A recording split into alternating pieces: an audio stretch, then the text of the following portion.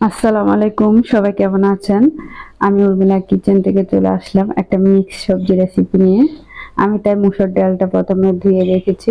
এরপর আমি কিছু ফ্রোজেন করা শিম বিচি ছিল, সেটা আমি ধুয়ে দিলাম মুসুর ডালের সাথে। এরপর আমি স্বাদ মতো লবণ দিয়ে দিলাম। তারপর আমি একটু হলুদের গুঁড়া দিয়ে দিচ্ছি 1 চামচের মতো।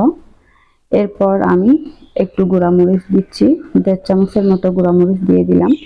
আমার মরিচটা যদিও ঝাল নেই।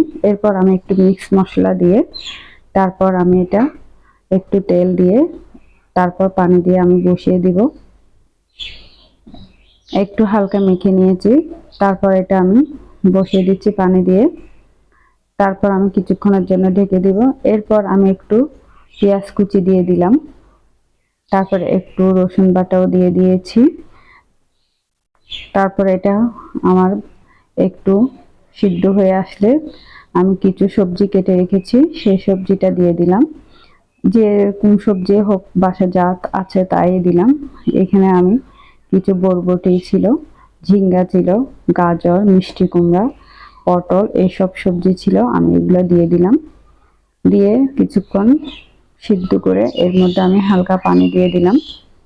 আমার সিদ্ধটা হয়ে আসছে প্রায়।